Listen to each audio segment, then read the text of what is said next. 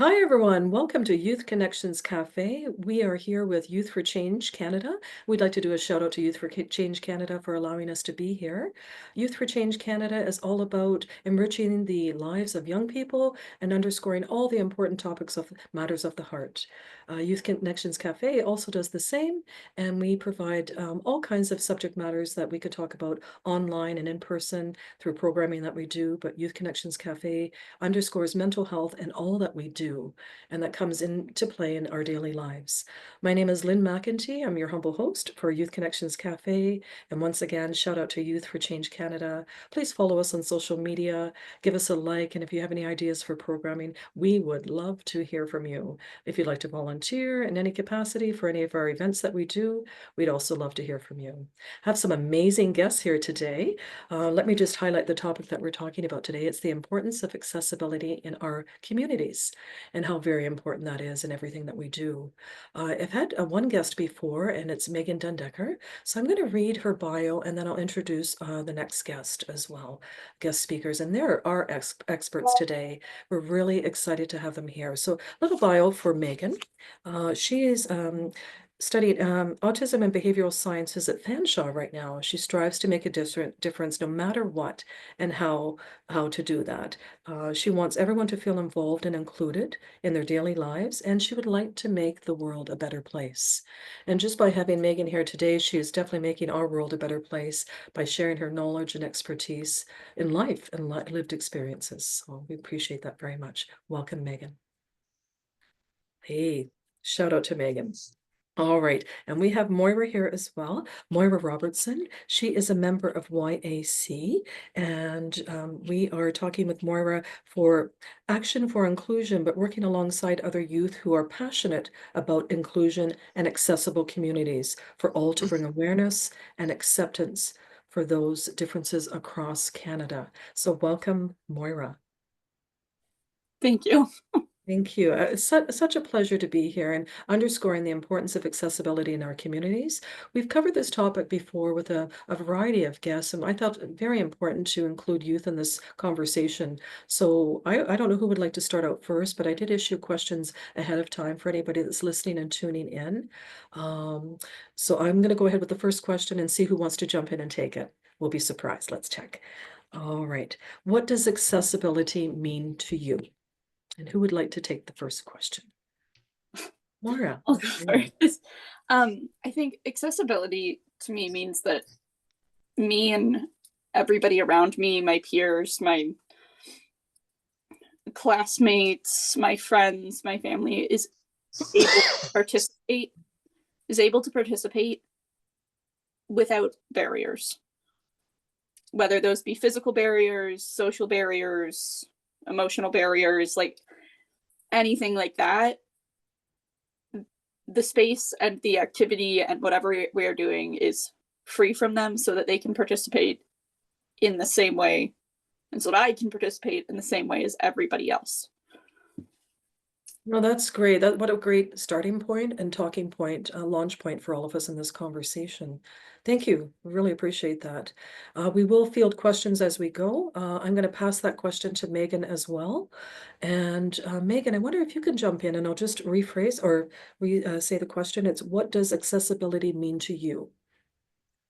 I personally think accessibility means that everybody can be involved, like Moya said, but also at equal access. So if something is different for me, that's okay. If that means something else has happened to my friend, that's okay. And you want to make sure that it's happening and then not putting up a barrier for that person that has a disability to be able to go into involvement.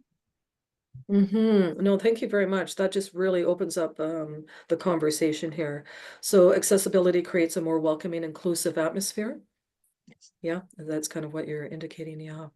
Okay, and then encouraging participation from all citizens, greater access to services and such. Okay, and we'll broaden it as we go here. Thank you very much. Jack, we're going to keep going, and if you have any questions, you let us know and we'll go from there. Thank you so much for joining us today. We're here for Youth Connections Cafe, the importance of accessibility in our communities. My name is Lynne McIntee, and I'm your host today. Second question is why is it important to you personally, which I think you covered, but I wondered if you can take a deeper dive for us and say, on a personal level, maybe some experiences you've had with yourself or with others, and why it is important. Megan, I'll jump in on this because I'm sure you'll have great. We have some great examples of when accessibility is not occurring and it kind of hinders our access. So I'm sure Megan will jump in on it. And Megan also kind of touched on this thing of that equal access doesn't necessarily mean identical access because it needs to be different from each person.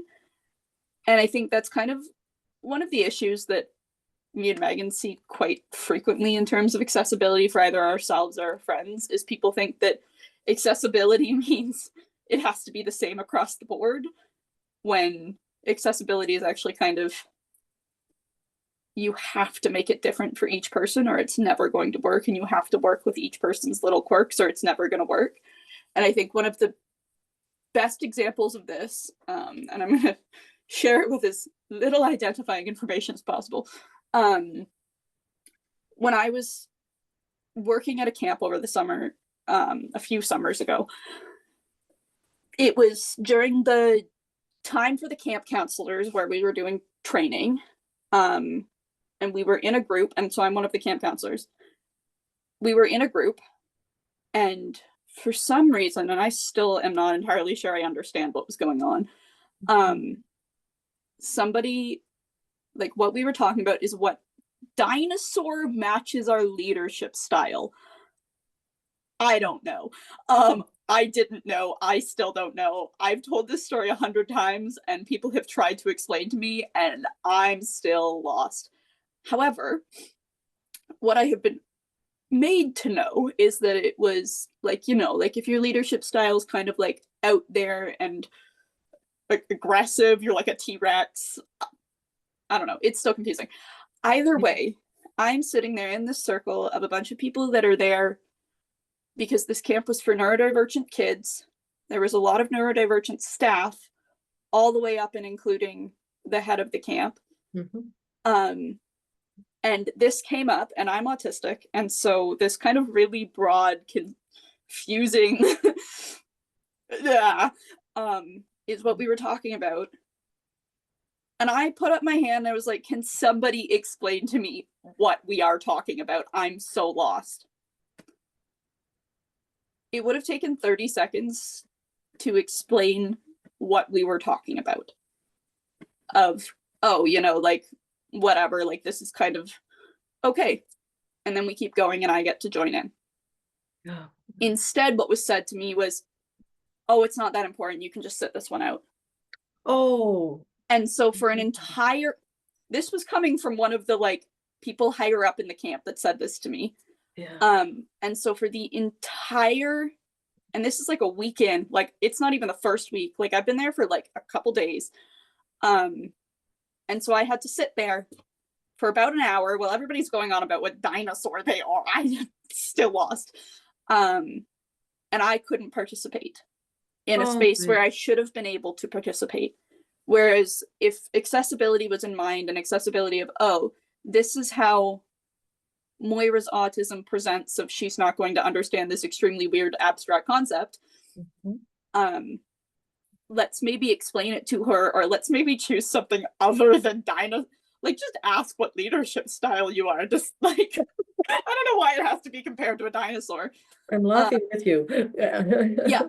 And then because it wasn't brought up in that individual approach and it was assumed that everybody could understand it because, well, this autistic person can understand it, then I didn't get to participate. And that played out actually over the entire course of the summer of things like that, where other people with the same neurodivergencies would be like, well, I'm not affected by that. And I'd go, that's great. Thank you. Yeah.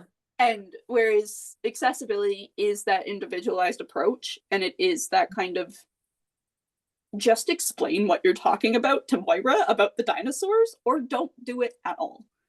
And so we had neurodivergent kids, and so they kept doing these things of like, what weather are you today? And I'm sitting there confused.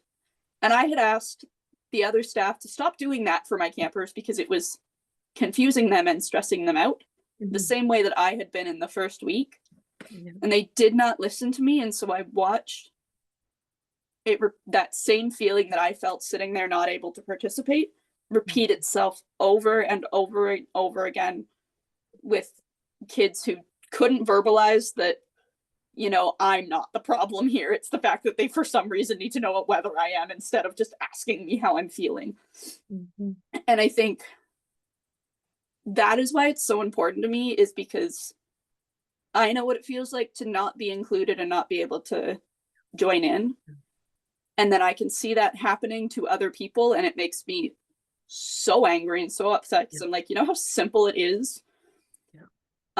Or even things of people at my school who get upset because people who are using wheelchairs run into the buttons of the door, because the button, the accessibility button at my school is on the door, and the only way for somebody in a wheelchair who has short arms to be able to press that button is to run into it.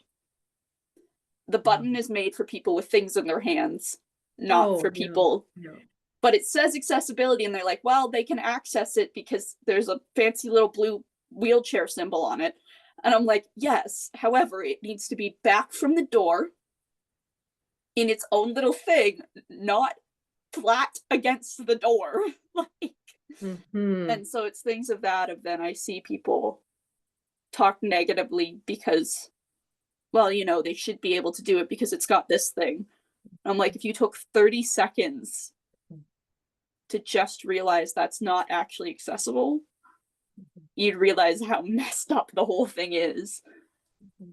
And yet people talk down to people because they can't access it, because they're not given the tools to access it. And like, I'm sure Megan can keep going on this point. Like, I see her like ready to go on the mic, but. Yeah. You know, Moira, that's really key for us in this discussion. I really appreciate you going there right away. And that's important for our viewers and listeners because, as you know, it's education along the way. It really is. It's one thing to know about it, but not to use that information, right? To be misinformed is another thing, but you're underscoring all of the things that could be workable, could be doable, could be accessible and inclusive. And that is what we're underscoring here, is inclusion, and how important that is for others to fully participate in society and be given opportunities to live their full potential. So I hear your passion talking about the camp, and I hear your passion talking about when you're at school too, and they're both very, very pertinent parts of this conversation. I'd love to double back on that at some point, and if you're okay, I'm going to jump over to Megan, kind of introduce that part as well. But wow, it's I see it everywhere, and coming from the education field as well. And you don't have to come from the education field. Yeah, in daily life, I mean, you start seeing it from a very young age. So. It's a matter of how are we going to go about this? And for anybody that's listening in, I just wanted to emphasize that we did have former Lieutenant Governor David Onley on with us before and our programming, and he designed the Disabilities Act for Ontario. That was, I believe, in 2005, and he's since passed away. But in the meantime, the last conversation I had with him before his passing was that it's still not good enough. It's still not being implemented. It's one thing to design it, and that was, introduced publicly. Yay, it's here, but we're still working so hard. Here we are, quite a few years later, and we're still working on trying to attain those things. Megan, I'm going to go over to you. And why is it important to you personally? To me personally, I do have like a disability. I don't know if I've said that, but for me to be able to do things, I need help sometimes. In order to go off to college, I have accommodations. And I guess one thing that I have had that was bad was I was in a group with a learner that had no disability diagnosis, but was an international student. We were both struggling to get this group work done. I asked the teacher for extra time to have accommodations for that. My teacher told me, you can't do that. If you want extra time, you have to leave the group and do it on your own, because I can't give them to that one learner. And I was like, well, we're both struggling. If that teacher was actually understanding of both sides. The teachers should have just gave us the extra time. That's what I believe. And also another thing that what I was saying is wheelchair users. Another thing that kind of like gets me mad is when people that don't need wheelchairs use the wheelchair lift. Yes, I understand people that can walk need it sometimes. But I one time counted 15 people get into one elevator. And I was like, I can break the elevator, right? And they frankly said, I don't care. And I do, because for one person to get up to that top floor, that's the only lift. So if that's broken, they can't go to class. Mhm. Yeah, no, it's pretty, it affects our daily lives on a very deep level. And I think that that's really important for people. Everybody has something they're dealing with in life, but that's how do we access the resources to allow us to engage fully 100%, right? Um, well, Jack, do you have a question at this point? Would you like to insert a comment and then we can give them? When I went to the last conference, last two, I think it was 1 year, and the elevator stared the prep at me because it didn't know where I was going the first morning. Mhm. And I pushed the barrage one, didn't realize, and I was lost. Mhm. Mhm. I think Mhm. Megan knows about that. Mhm. Megan, did you want to comment on that or just let Jack go here? I don't remember too much about it because it was like 2 years ago, and that conference had a lot of people speaking at it. And I Mhm. don't remember if I was there personally with this incident. Mhm. Jack, how frustrating?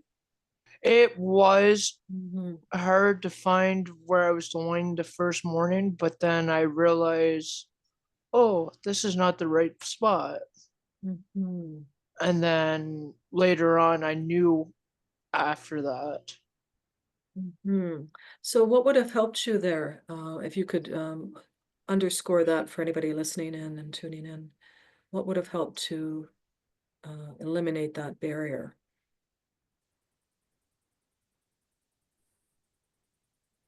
Some pre-prep, some preparation beforehand, conversation about, yeah. Mhm. Conversation about your needs beforehand.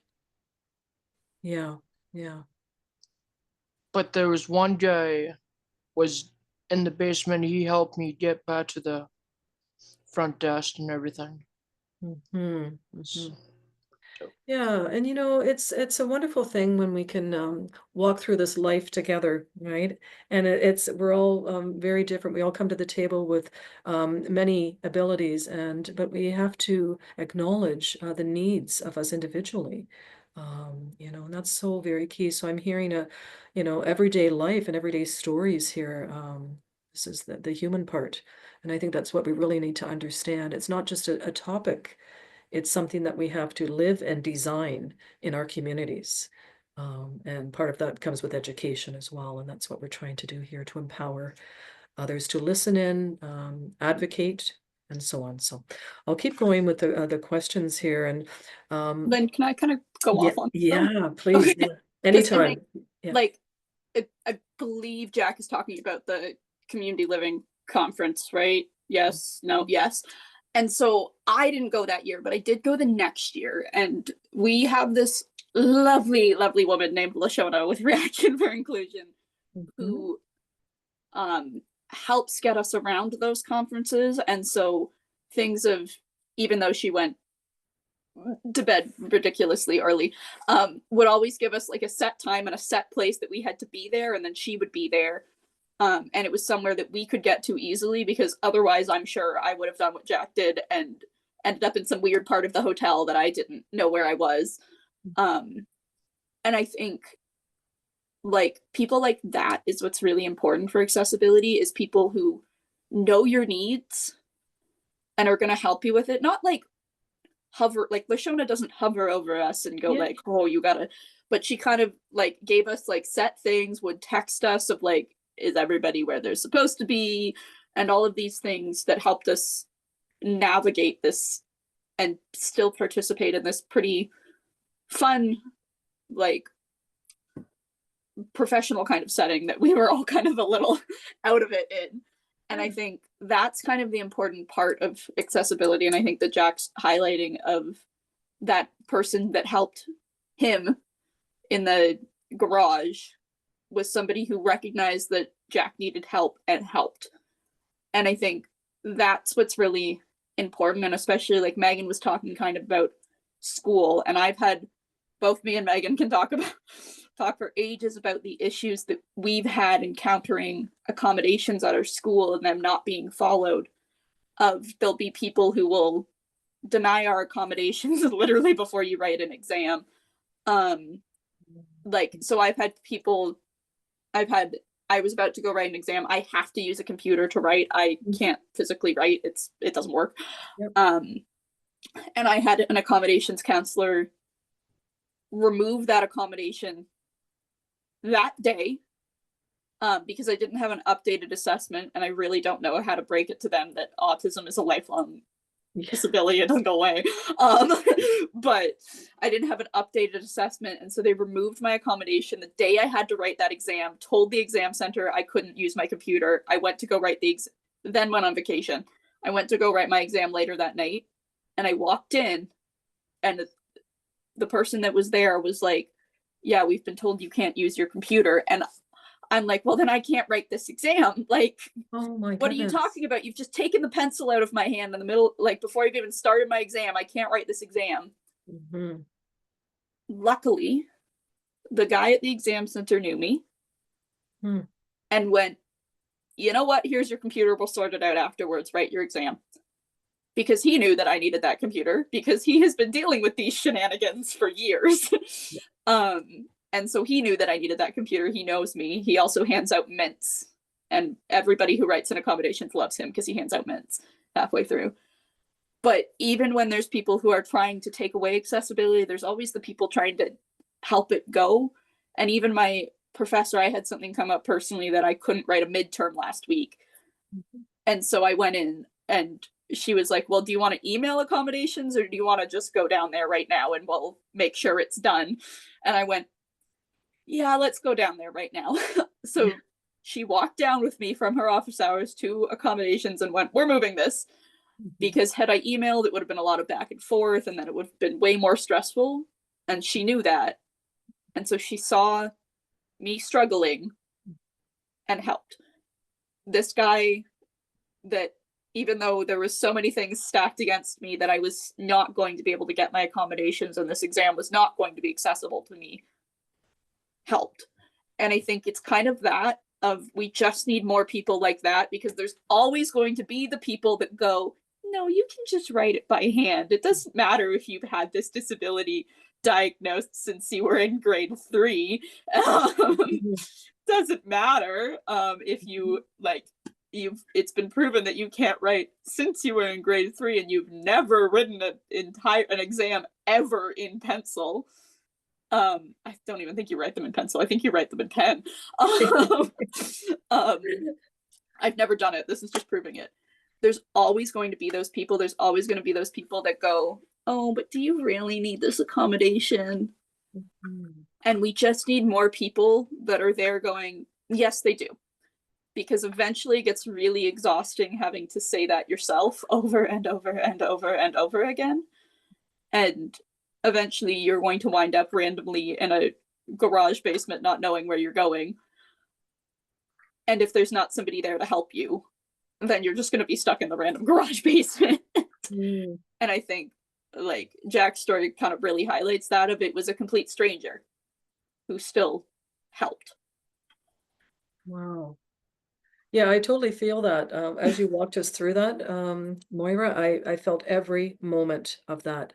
And as you wrapped it up, that part of the conversation with there are people out there to help, that will help, that will recognize that, and that's really important. There's, as you said, there's always going to be the other side of the coin, but that's, you know, maybe something that we can continue to work on and advocate for as we go. But that's a really good story. Thank you for sharing that. Really appreciate that. Megan, did you want to jump into that part of the conversation? Yeah, I believe that it's always important to give those accommodations, no matter what. If you think don't need that accommodation, so what? Just give it to them. They probably need it. If they don't need it, they don't need it, but it's helpful. I do that with my tests. I do all the accommodations that I get for tests. Yes, I might not need all those accommodations, but I still put them just in case. So I think it's important just to give those accommodations if that child or adult has that accommodation, and don't say you don't need it because you don't look like you need it.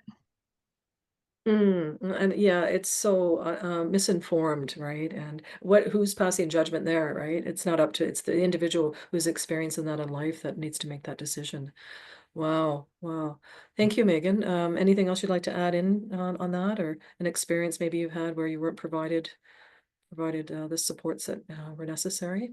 I mean, there's a lot. In Is high it? school, I had a lot that I basically was like my first year of high school was messed up because of my disability label. So it didn't give me everything I needed. So it took me an extra year to finish off high school because they weren't giving me what I needed. So just give them the things you need and think that they can do better than what that label says that child is gonna do. Mm, mhm. Jack, did you want to insert anything into the conversation here and give our guests a moment to regroup? And When I was in public school, I used to get bullied from public school right through until high school. hmm, And I could not do anything about that. mhm. Could you repeat that, Jack, please and thank you? Wanna- I said Mhm. when I was in public school, I used to get bullied right through until public. Bullied. That was the word I didn't hear. Wow. Right through. And why do you think, from in your opinion, your lived experience, why do you think that was? Or that's a long One time. girl, one girl thinking that I did something wrong, but I didn't do it. She Mhm. thinks that I did something in the school bus, but I didn't do anything. And then the teacher went to her and she said everything to her, and then after that I was kicked out for 3 days. Wow. That's sad. That is very sad. Yeah. It hurts my heart to hear that. And I think, I appreciate you sharing that.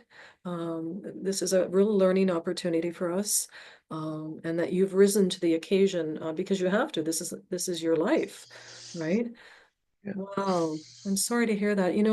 Just the next session we're doing is anti-bully education, and we have someone from Alberta joining us. So maybe you'd like to join in on that, Jack, and Moira and Megan, you're welcome to. It's at the end of the month.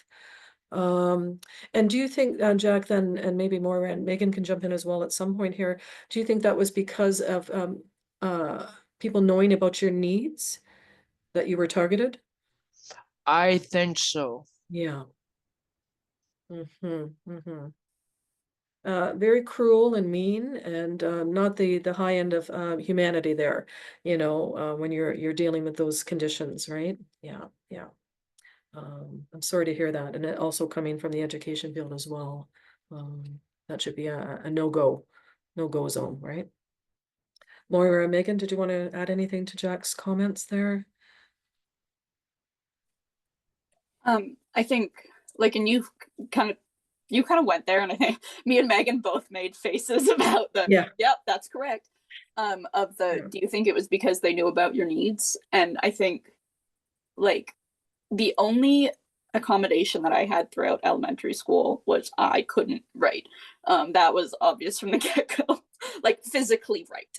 I can type, I can't physically. I'm playing with a pen as though I can use it. Mhm. Um Yeah. and so like, and one of the I'm jumping ahead, but one of the questions that we That's have, right. should Yeah. this be taught to young age and school age?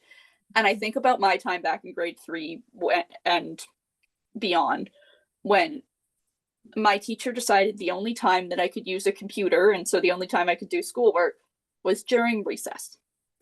Mm. I had to write otherwise, which I couldn't do. And so I just refused to use the computer naturally, because I'm a little kid that wants to go outside, and everybody's gonna, like, if I can't go out for recess, nobody's gonna be my friend, right?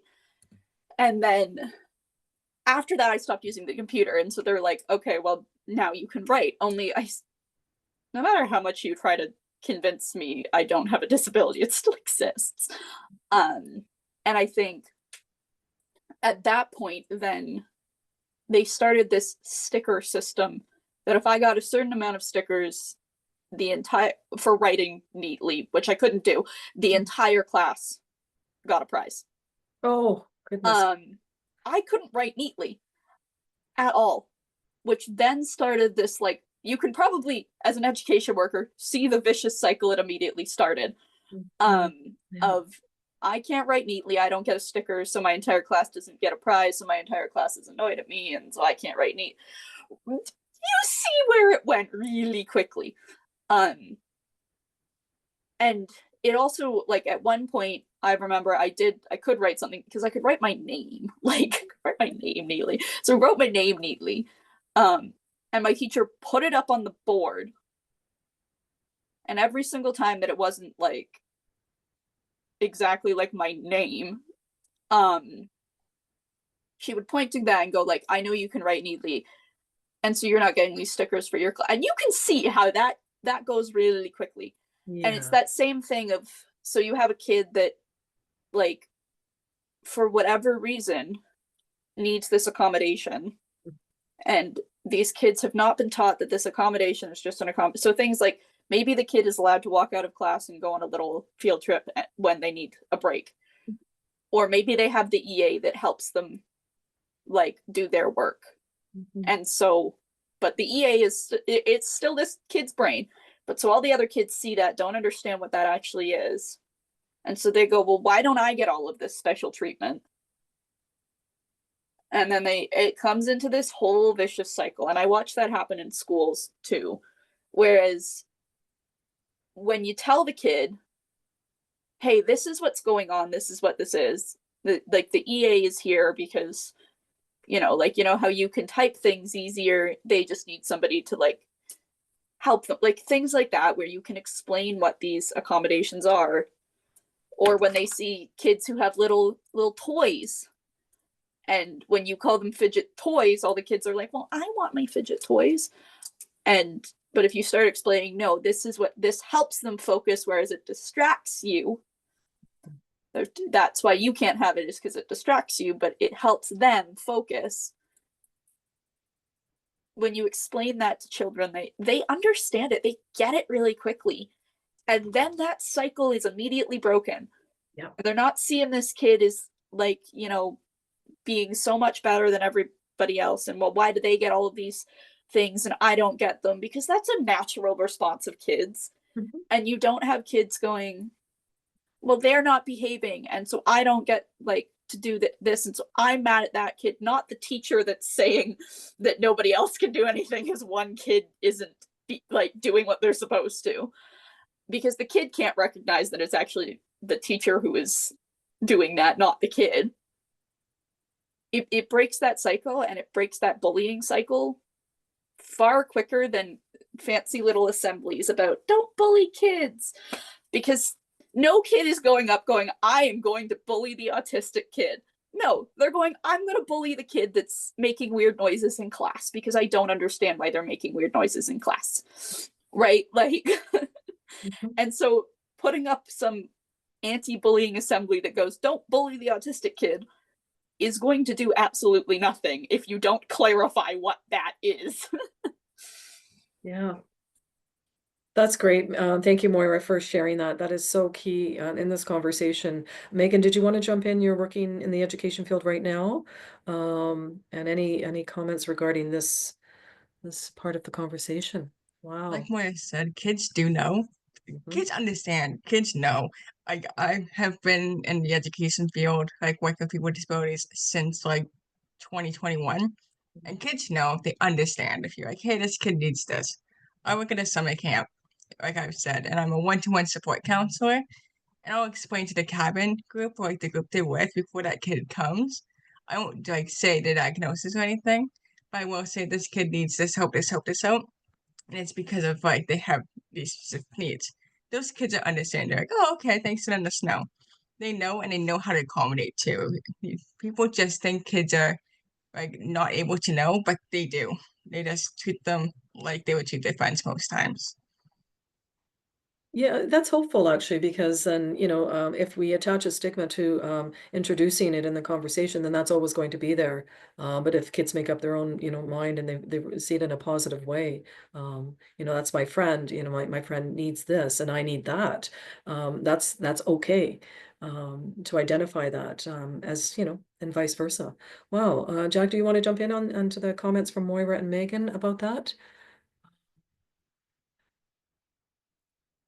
I think I'm good.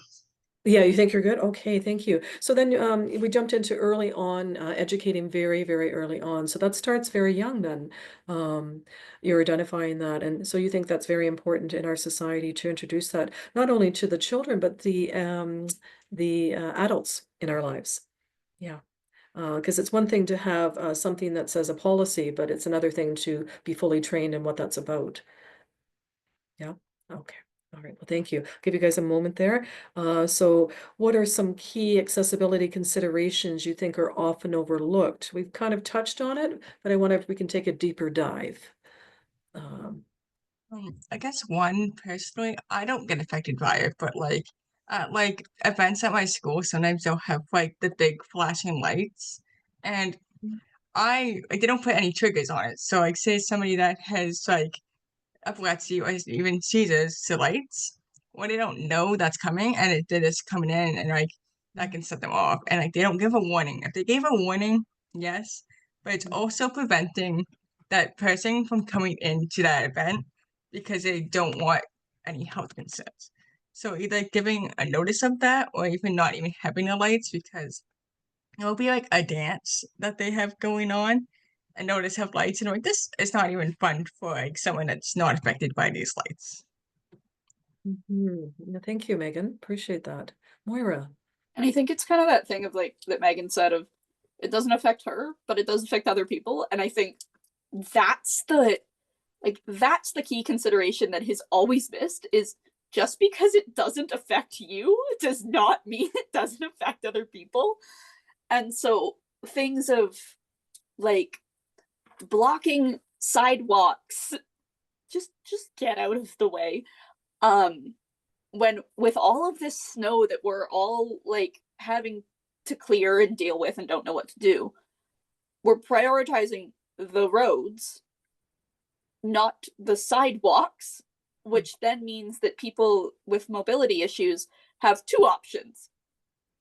Don't leave the house because you're don't leave the house because you're very likely to encounter a sidewalk that you can't go on.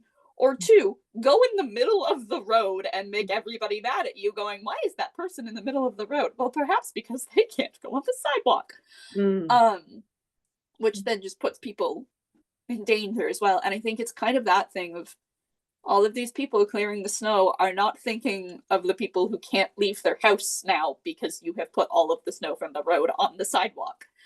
And even things of like, if there is an excessively long line, like at a concert for the bathroom, that is like the only scenario in which it makes sense to use the accessible stall. However, when there's a really long line and you have to wait for one stall versus all of them, like if there's somebody who's like, no, I need that accessible stall, you don't go, well, I'm next in line. You go, well, I can wait for the other 5 stalls, so go ahead, right? And it's kind of that thing of like you'd let the little girl and her mom go ahead because the little girl is like let the other person go ahead. Like it's okay to do that. And I think it's that same thing of like if you don't need the accessible stall, don't use it. Because one stall out of like 20 is all that one person can use. And just because it doesn't affect you and you think there's so many other stalls that people could choose, there's some people who can only use that one and they're waiting way longer because you're vaping in there. And like I was just thinking that as you're talking, bathing, changing, yeah, like go outside. And I think even that too, of people thinking that it's perfectly okay to vape in there, like, and vape in these spaces because, well, it doesn't affect me. Meanwhile, people with asthma are like, hey, can you go outside? And I think it's that kind of thing of, you're never going to get it right 100% of the time. You're never going to know every single person's needs in a group of like 100 people. You're never going to know. But make sure the tables are wide enough apart that somebody in a wheelchair or somebody with a walker can get through. It's not that hard to do. Don't block accessible entrances. Don't block accessible buttons with random objects. Don't tie your bike to the accessible button. That happens weirdly too much. Like, don't use the accessible stall, and maybe put a warning of, hey, these lights are bad. And another thing that, like, I always do, because my best friend has dyslexia, and I make sure that every single thing that I put out, she can read. Because my entire childhood, I spent reading to her because nobody would put them in formats that she could read. And so I make sure that everything I put out is completely legible for her. And I send them to her and I'm like, hey, can you read this? And she's like, what are you doing with this text color? Get rid of that. And I think that's another thing that, like, people often forget, is that it's actually really easy to not put white on yellow. It actually looks really bad too. But for some reason, it's a really common thing to do, whereas all you have to do is make it darker, and then suddenly it's accessible to so many other people, whether it's dyslexia, like people who are colorblind. And it's all of these really simple things that people just don't think about because, well, I don't need it. No, that's really a great description there, and it's like anything in life, really. If people, it's just a matter of educating, really underscoring education here along the way. Megan, did you want to jump into that part of the conversation? Yes, I like all those said. And like Moira even said, I'm gonna go off that wheelchair button at my school. That makes me mad every single time. We have like the front entrance to our school. There's a button that is away, so you can access it. But people will kick that button for whatever reason, instead of using their hands. And I've said, hey, don't do that. That ruins the button. And they're like, no, it doesn't.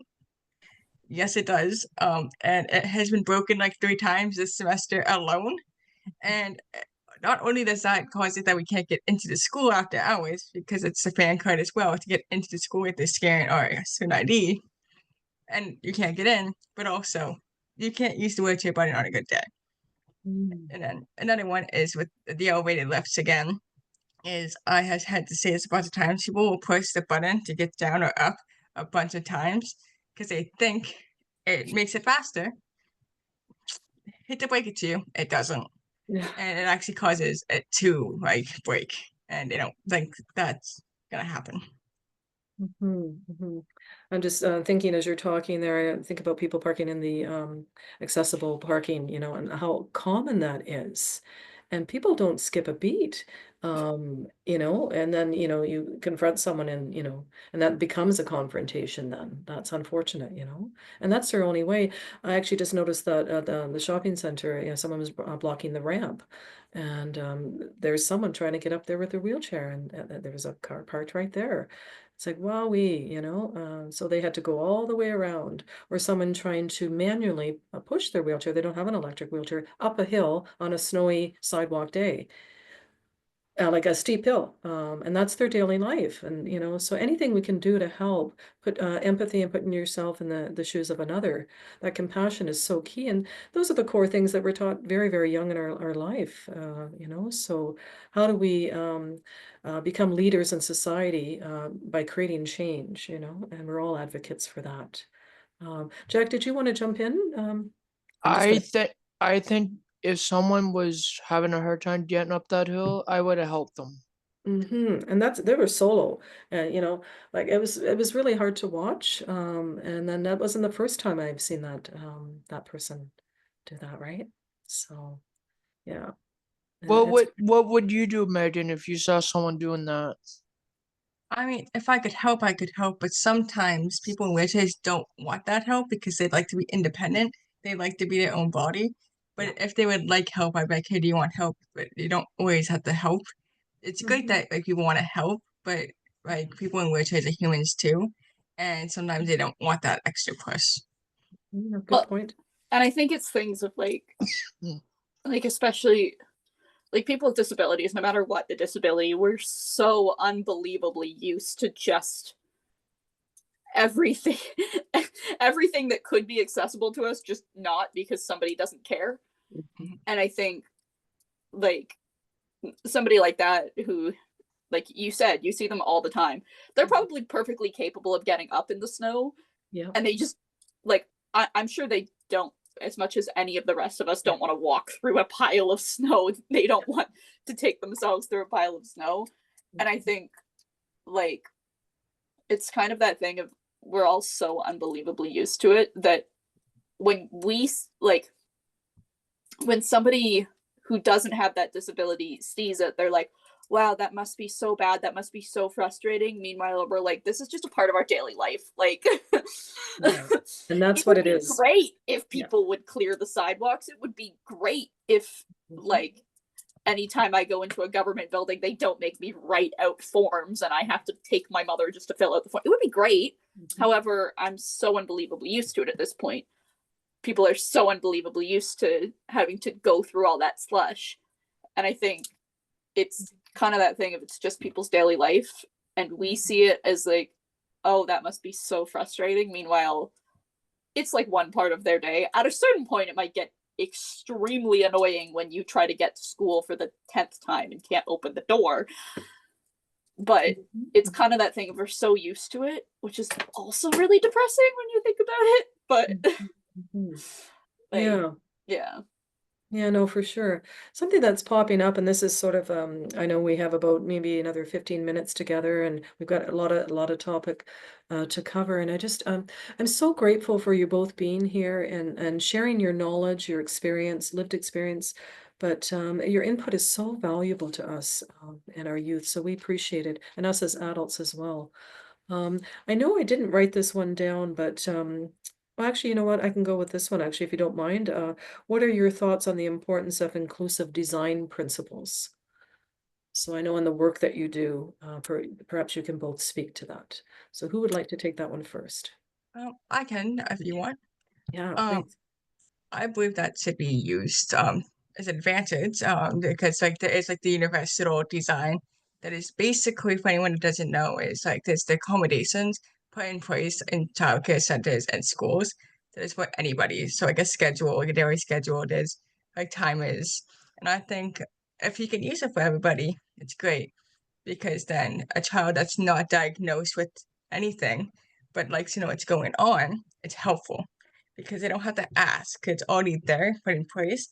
I think it should actually be used anywhere, like workplaces and stuff like that, because it's inclusive and it's not only inclusive to that child with the diagnosis of, like, say, autism or ADHD, it's also good for the neurotypical or like person that doesn't struggle as much, but it's helpful no matter what. That's good. And I'm going to come back to you again, Megan, on sort of design principles in terms of the work that you're doing and the committees you sit on. Moira, would you be able to take that one? yeah, I think kind of going off my last point there, like it can be so draining to constantly have to advocate for your needs just to access daily life. At a certain point, that wears down on people, and then we get into mental health issues. Even if they're so used to it, it still wears down on people. And then, like, something like inclusive design helps alleviate that a little bit because then people can access their daily life with the giant asterisks of inclusive design does not replace accommodations. Thank you. Yeah. Because inclusive design, absolutely, we should be doing that. We should absolutely be doing everything we can to make sure that the world is accessible for everybody and designing spaces so that it's not somebody has to come in and ask for it. It's just there. However, accommodations still need to be there because so often I see that, well, we have a visual schedule in our classroom, and so why would this person need one? well, put it on their desk. Like, it's really not that hard. You've just have one. Literally print off another copy. Like, and so it's kind of, it's that thing of like, well, they don't need accommodations because we do this, this, this, and this. And I'm like, that's great. Thanks. Gold star. People still need accommodations. And I think that's the one giant asterisk that has to be on inclusive design is inclusive design does not replace accommodations. That's a good underscore. Yeah. Yeah. Yeah. Yeah, For definitely, sure. because inclusive design can only do so much because inclusive design, you can't give everybody a laptop to write a test. You can't give everyone that extra time to write a test. You can't give everybody like a space on their own to do that test or anything like that. So it's great for like not accommodation wise, but it's great to support the needs of people that want to know what's going on. Not necessarily accommodations, but it's great to like give them a design that can be beneficial to the class. And like the thing of like the extra time, if you give everybody extra time, Mm. more often than not, and Megan can probably agree with me on this, when professors give everybody extra time, it actually means they make the exam longer. And I still need my extra time because you've just extended the Yes. exam. You haven't given people extra time. But no, And they give extra time for everybody. You should be give able to get it done. everybody. It's okay. Those are good points. Yeah. Yeah, like, and so I think that's kind of the thing of inclusive design helps with that kind of like wearing down that happens over time of not being able to access spaces. But you can't give everybody extra time. That's literally not how it works. That's you guys are fantastic, and just we're so grateful for you sharing. Thank you. Appreciate that. So could you underscore that one more time? Put it in a sentence for us. Inclusive design does not mean, or Inclusive design does not replace accommodations. thank you. Yeah. Thank you. Thank you both. I appreciate that. Jack, would you like to jump in? Thanks. I think I'm good with. You could. All right, and I know there's a few more things that we could talk about, and we had. Are you familiar with Nicole Flynn? Nicole Uh, Flynn, yeah. I am at least. She was on the board of directors. She was the president of board of directors, I believe, for Community Living. Oh, like Don't have a Nicole, kid. like Nicole. Yeah. Yeah. Yeah. Okay. Yeah. I don't know if my description was helpful. Megan, should I know Nicole? Yes. Okay. Okay. She's been at my The Nicole I think we're talking about, yes. Okay, it's the same one. Yeah, I was thinking that maybe you might have crossed paths in your day, or committees or such. Yeah, she's She been actually at yeah. She actually had made a comment, and I thought that was really interesting. She said accessibility and affordability go together. I wondered if you could both speak to that, and I wanted to bring that to the table. Accessibility, yes, there's a lot of things you can do, but if you don't have the funding to be able to do that, if anyone knows what the for example, the autism program in Ontario, there's been huge cuts, but also there's wait lists. So like if a child needs, say, an iPad for augmented communication, that child, if they don't have the funding, isn't getting that iPad because they don't have the money to do it. So it should be affordable to be able to assess things that help you in your daily life. It shouldn't cost thousands of dollars for that child to be able to put on their life, or even adults with like wheelchairs, they cost up to like $8,000 sometimes. It shouldn't cost that much without funding. And it's impossible to get funding. Like Yeah. all through elementary and high school, I used an FM system to help me like actually hear and focus. Yep. The moment I got to university and college, like I don't have a couple of grand to shell out. And like OSAP gives me money, but it has to go to my tuition, because what's the point of me having a like FM system if I can't afford school?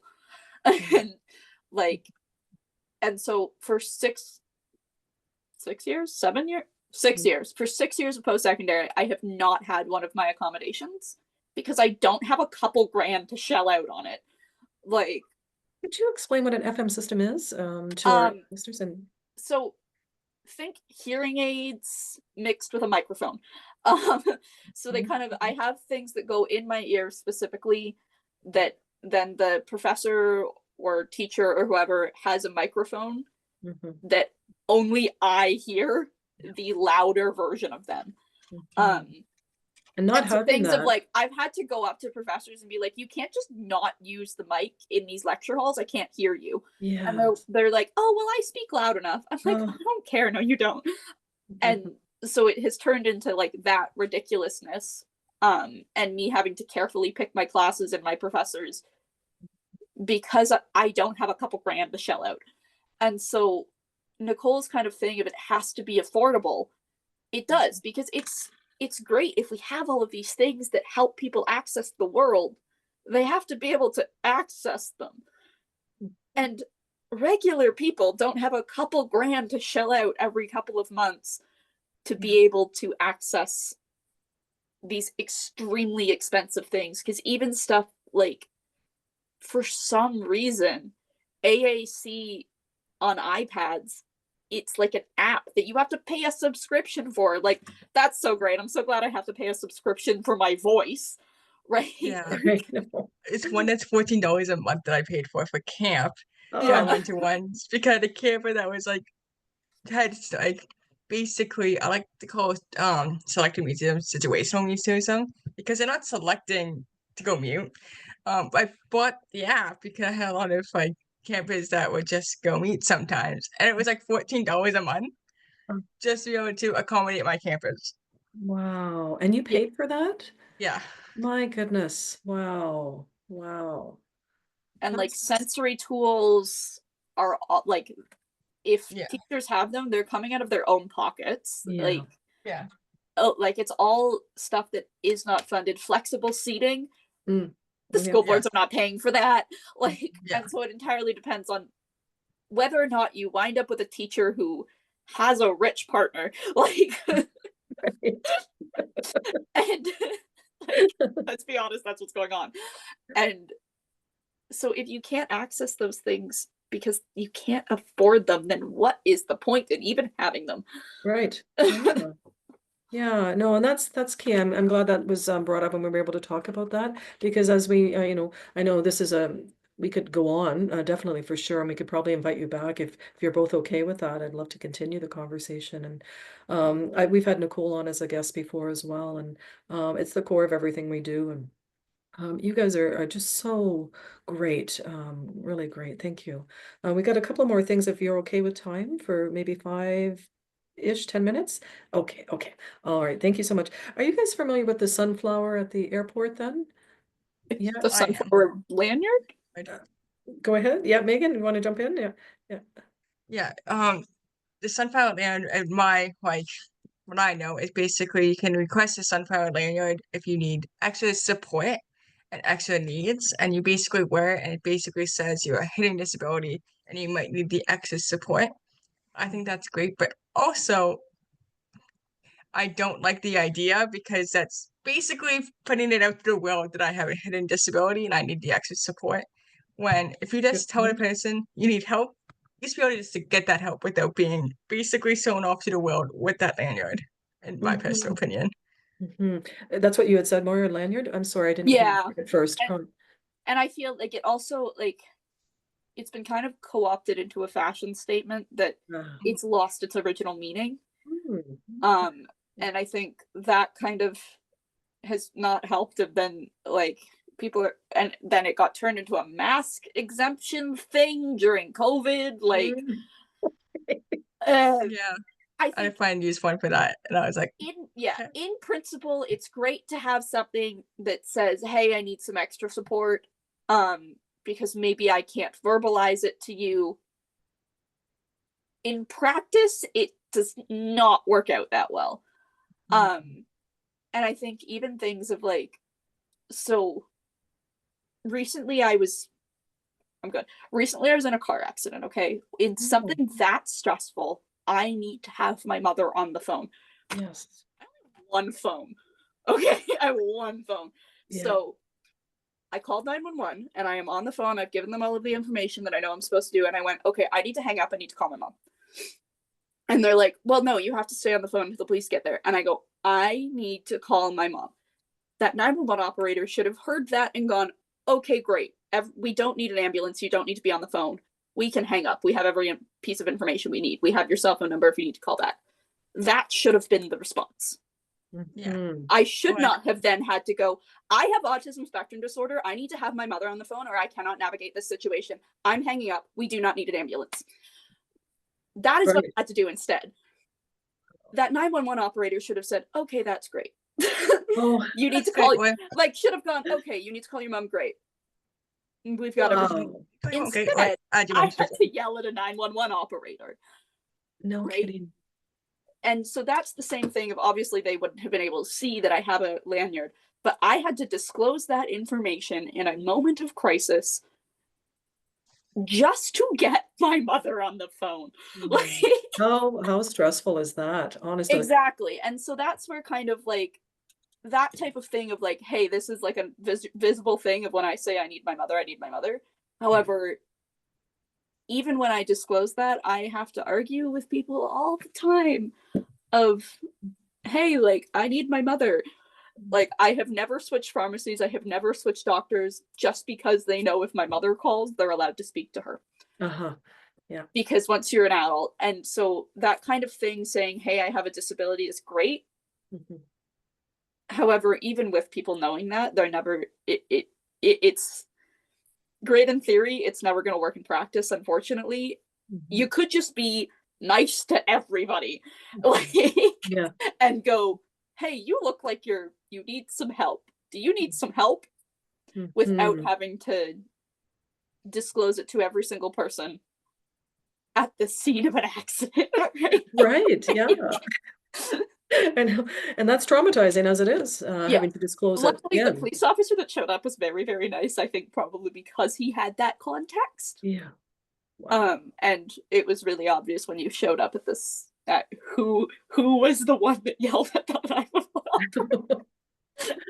But advocating, you got to get to the advocating for yourself, right? Yeah, but like that's the thing of like just do that in general. Like go, hey, do you need some help on an airplane? To anybody who might be looking like they can't get their bag down, they don't know where they're going. You can tell when people look lost. Yeah. You don't need a lanyard saying, I have a disability and this is why I'm lost. You can tell when people are stressed or overwhelmed or need some extra support. Like, it's obvious. Yeah. Shouldn't have to disclose a disability just to get that. Yeah. Like. No, I appreciate that. Thank you for walking us through that as well. I know that two more things before we go, if that's okay, and I'd love to continue the conversation for sure.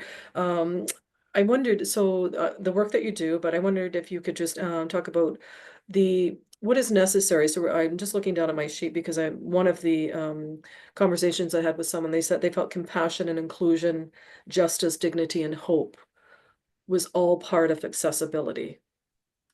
And so compassion, justice, dignity, and hope. So in the work that you do, in the committees that you sit on, how do you move forward with all of this conversation that we're having? Because it's such a big initiative, and it takes more than one person. It takes a community, it takes us as a collective to see that someone needs something. Right? But you're on committees, you're in the work that you do and where you go in the future. How can you make change within the committee? How can you collectively make change? What do you do? So let's just say, your youth committee that you're sitting on. How do you use your voice? How are you collectively working together to use your voices? Maggie, do you want to? Yeah, I guess for reaction to inclusion, what's the committee we're both on. I'm the co-chair for that grace group. That's not any context wise. I just like help run the groups. But basically we pick projects, we pick advocacy things that we want to do, and we do workshops, webinars, and posts on Instagram. Whether that be personal stories, whether that be things we find, and then we put that out to the world and we try to advocate for these things. We don't do it meanly when it's like, hey, this is a thing we want to work with, and this is what you should do. And we don't be mean, we educate, because some people don't know what they're doing, it's not helpful, it's not accessible, or it's not nice. And we try to educate that with a nice way because there is something called unlearning. So we're trying to help people unlearn the things that they've learned in the past because things in the past have happened, that's okay. And we don't want that to happen again. We don't want the same mistakes. And so we're trying to do workshops and webinars to help bring advocacy to that. Wow. Okay. Yeah, and I think like I do all kinds of advocacy work outside of Reaction for Inclusion too. Reaction for Inclusion is like the one I don't get paid for. I just doing it because it's kind of where I started from in high school. And I think like, and Megan kind of said it, the thing that is always in the back of my mind every time I'm speaking and every time I'm talking to different professionals and different community members and all of this is just never again. Because we know it happened. We need to acknowledge that things happened, things were wrong, and never again.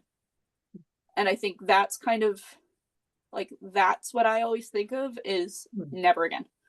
Because things happen, whether they're small things that like, hey, buildings aren't accessible so people can't get into it, or they're very large things like institutionalization of those happened.